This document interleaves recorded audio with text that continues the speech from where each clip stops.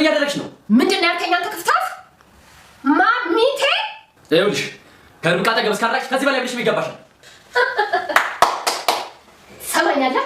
ጨዋታው ቆንጆ እንዲሆን ኳሱን በቶሎ እያቀበልክ ነው። ማሚ እባክሽ አሁን ከዚህ ክፍል ለቀሽ ውጭ። እሺ እወጣለሁ።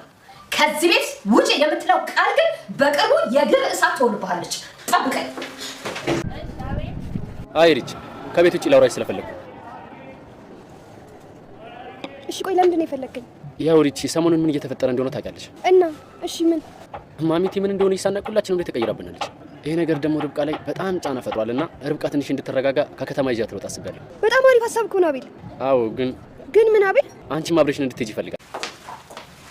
እንዴት ናችሁ? ሰላም ነው ማሚ። እንዴት አደርሽ ሚጢጢ? ማለቴ ማሚቴ። አዎ እንዴ ማሚ እባክሽ እስኪ ምን እየሆንሽ እንደሆነ ራስሽን ተመልከቺ። ማንነትሽን እንደዚህ የነጠቀሽ ምን እንደሆነ በጣም ደስ ይለኝ ነበር። ምን ሆነሽ ተው እስኪ በእናትህ። በርግጥ አንዳንድ ነገሮች ለውጥ አሉ፣ ለኔ ግን ተመችቶኛል። ይኸውልህ ካሁን በኋላ እኔ እያወራሁ ጣልቃ እንዳትገባ። አይ እንግዲህ ወደዛ አትንጫጩብኝ። በህይወቴ እንደዚህ ቀን ተደስቼ አላውቅም። የምርህን ነው አቤል? አዎ አጠገቤ ስትሆኚ ሰላም ነው የሚሰማኝ። እኔም ይሄን ቀን በጉጉት ስጠብቀው ነበር። እሺ ካሁን በኋላ ግን ከጎኔ እንዳትርቂ እሺ? እኔ የትም አልሄድም፣ ብቻ አንተ ከጎኔ እንዳትርቅ እሺ?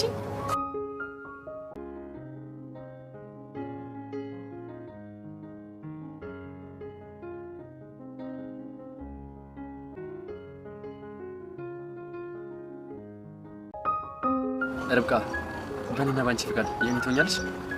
አቤል ምን ነው ርብቃ ንገሪኝ እንጂ። አረ ርብቃውን ነገር በይ፣ ተመልኩ ቀረኩ። ርብቃ ንገሪኝ ታገቢኛለሽ? አይ አቤል ለርብቃ የታገቢኛለሽ ጥያቄ ያቀረበላት። ርብቃም ምክንያቷ ምን እንደሆነ ባይታወቅም አይ ነበረ መልሷ። የአቤል እናት ማሚቴም ርብቃን ጭራሽ ለዓይናቸው ማየት አይፈልጉም፣ ከዚህ ቤት ትወጣልኝ እያሉ ነበረ። እሱም ከእናቱ ጋር እልህ ተያይዟል። ጭራሽ በፍጹም አትወጣም እያለ ነበረ። እሳቸውም በፍጹም ምን ያልኩት ካልሆነ እያሉ ነበረ። እሱም ደግሞ እንደው ይባስ ብሎ እሳቸው ጋር ከእናቱ ጋር እልህ የተጋባ ይመስላል። ከከተማ ወጣ አድርጎ እያዝናናት ነበር። በእርግጥም ከዚህ በፊትም እርጉዝ ስለሆነች ቤት ውስጥ ስለሚደብራት ወጣ አድርጋ አዝናናት እያሉት ነበረ። በእርግጥ ይሄ ምክር የእሳቸው ነበር መጀመሪያ። አሁን ላይ ግን ማሚቴ ምን እንደነካቸው ባይታወቅም ሀሳባቸው ምን እንደሆነ ባያውቁም ሁሉንም ግራ እያጋቧቸው ነው። ባለባበስም ሆነ በሁሉ ነገር ተቀያይረዋል። አንድ ሰው ላይ ብቻ ሳይሆን ሁሉም ላይ። ማሚቴ እንግዲህ በመጀመሪያ ሁሉንም በፍቅር አይን የሚያዩ ሁሉንም እንደ ልጅ ወይም ደግሞ የእናትነት ፍቅር የሚሰጡ ነበሩ። ምንም እንኳ የቤታቸው ሰላይ ሆና የገባች ብትሆንም አዙንም ጭምር ያላቸው ትህትና በጣም ልዩ ነበር።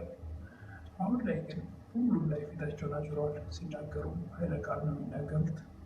ሰላም ጤና ይስጥልኝ ውድና የተከበራችሁ በመላው ዓለም ያላችሁ ኢትዮጵያውያን ናችሁ። ለእግዚአብሔር ይመስገን ደህና ነኝ።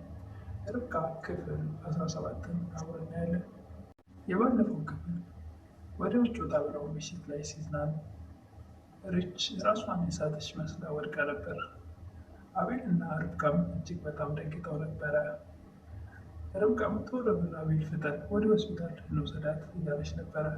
ሪች ግን ፍራንክ እያደረገቻቸው ነበር። በእርግጥም ከዩኤል ጋር ተነጋግራ ነው። የአቤል እናት ማሚቴ ርብቃን ወረቀቱን ካለመጣሽ እያሉ ሲያስደንቋት ነበር። እሷም ወረቀቱን የለም ስትላቸው እንዴት የለም እያለች ነበረ።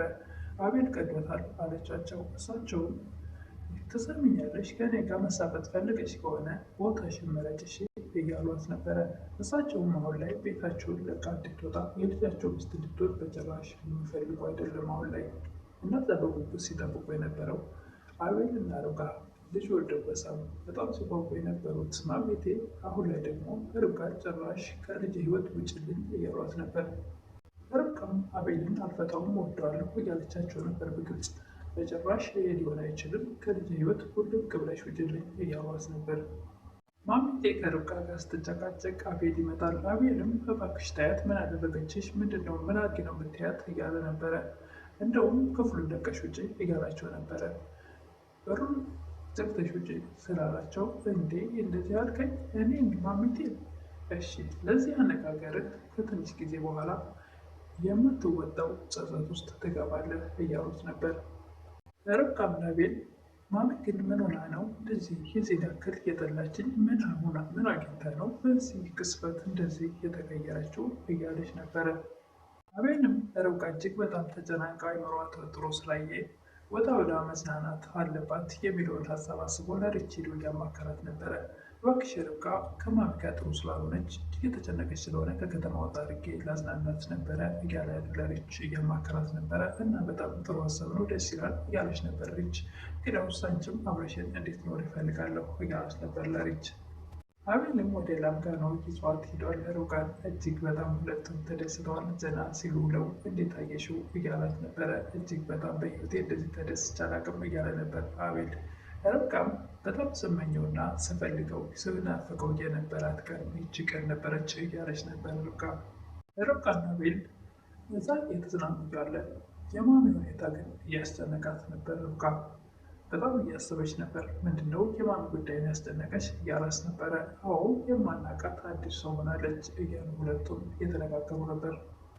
ማዙን እና አቤል የታሉ እያለቻት ነበረ። አንዳንቺ ፏ ብትን ብለው ወጥተውልሻል ሻንጣቸውን ይዘው እያለቻት ነበረ። የአቤልም የቀድሞ ፍቅረኛ የነበረችው ወይም ደግሞ የጓደኛው የኢዩኤል ፍቅረኛ እንግዲህ ከጀርባ ጓደኛ መስሎ ደግሞ ጓደኛ የፍቅረኛ የሚላትም ለሱም ፍቅረኛው እንደሆነች አቤል ግን ይህን አያውቅም ነበር። በእርግጥ አሁኑንም አያውቅም። ለአዙ ደውላ ወይም ደግሞ አዜብ እና አቤል እያሉ ይች እየጠየቃቻት ነበር። እነሱ ሻንጣቸውን ይዘው ሄደዋል ሊዝናኑ እያለቻት ነበር። በዚህ ደረጃ የዚህን ያክል ወዷታል አፍቅሯታል ማለት ነው እያለች በጣም እንደተበሳጨች እያሳየች ነበር። እሷም ወዲያውኑ ወደዛ ቤት ትመጣለች ማንም እንደሌለ ስታውቅ። የአቤል የቀድሞ ፍቅረኛ ወደዛ ቤት ስትመጣ ኢዩኤል ከሪች ጋር አንድ ላይ ነበሩና እንደውም አይኔ ውስጥ የሆነ ነገር ገብቷል አውጣልኝ ብለው ወደ ሊያወጣላት አይኗ ላይ ተጠግቶ ያለ ነበር መታሰቢያ የመጣችው። እሷም በዛ ሰዓት በጣም ትቆጣለች። እሱም ውጭልኝ ነበር ያላት። ደንግጦም ግራ ተጋብቶም ነበርና ሪችም ምንም ስላልገባት ምንድን ነው ያለች ነበር። ይሄድም እና አቤል ቤት የአቤል የቤት ካርታ ከወሰዱ በኋላ ከዛችኛዋ ጋር በፍቅር እንደሚኖር እየነገራት ነበር ከዚህ በፊት። አሁንም ደግሞ ሪችን አፈቅርሻለሁ አይነት ነገር እያለት ነበረ። በዚህ ሰዓት ግን ያች ስለመጣች ሁለቱም ግራ ተጋብተዋል። ለዛችኛውም እንግዲህ ከአይኔ የሆነ ነገር ገብቷል አውጣልኝ ብላኝ ነው እያላት ነበረ። ሪችም ምንም እንደሆነ አልተረዳችውም። የአቤል እናት ማሚቴ ኢዩኤልን ለአቤል ደውልለትና መምጣት አለባቸው ልካቸውን ነው የማሳያቸው እያለች ነበረ። ኢዩኤልም ታያቸው ዘና ይበሉበት ሲመጡ ይደርሳል፣ አሁን በፍጹም አልደውልም እያላቸው ነበር። እና አቤልም በበኩላቸው ደስ የሚል ጊዜ እያሳለፉ ነበር። ኢዩኤል ያዙ መታሰቢያ እዚህ ቤት መጣቷን በጭራሽ ለማንም ትንፍሽ እንዳትይ እያለ እያስጠነቀቃት ነበር። አንቺ የምታስቢው ምግብሽን ብቻ ሆድሽን ብቻ ስለሆነ ከምግብ ነገር ወጣ ብለሽ በጀርባሽ ያሉትን አንዳንድ ነገሮች አስቢ እያላት ነበር። አቤል እና ርብቃም ዘና ሲሉ ከዋሉ በኋላ በስተመጨረሻም ተንበርክኮ ቀለበት ይዞ የታገቢኛለሽ ጥያቄ አቅርቦላት ነበረ።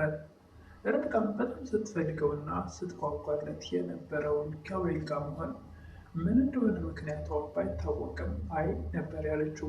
ለምን ርብቃ አትወጂኝም? አዎ የሚል መልስ ነው የሰጠችው። ምክንያቷ ምን እንደሆነ ለጊዜው ባናቅም እንግዲህ ወይ ደግሞ የሴት ወጉን እንግዲህ በፍርሃት ያልጠበቀችው ነገር ሆኖ ይሆን? እሱም ቀጣይ የምናየው ይሆናል። ሪችም እጅግ በጣም ተደስታ ነበረ።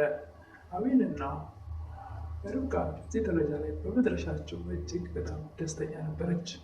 በሰዓቱ እሷም ነበረች ምን ነው ርብቃ ተቀበዩ እንጂ ተንበርክኮ ቀረ እያለቻት ነበረ። የርብቃ መልስ ግን አይ ነበረ። እንግዲህ እሱን ወይ የሴቶች ወግ ያላለ የሴቶች ሴት እንግዲህ የጋብቻ ጥያቄ ሲቀርብለት የመሽኮርመም ነገር እንደዛ ሊሆን ይችላል። እሱም በቀጣይ የምናይ ይሆናል። ለዛሬ ርብቃ ክፍል 17 ይህን ይመስል ነበረ። ለምታበረታቱኝ እህቶቼ ምስጋና ከልብ ነው። አዲስ የሆናችሁ ደግሞ ሰብስክራይብ እያደረጋችሁ ቤተሰቡን ማበረታቱ እላለሁ። አመሰግናለሁ። ቪዲዮ ጀምሩ፣ ላይክ በማድረግ ጀምሩ።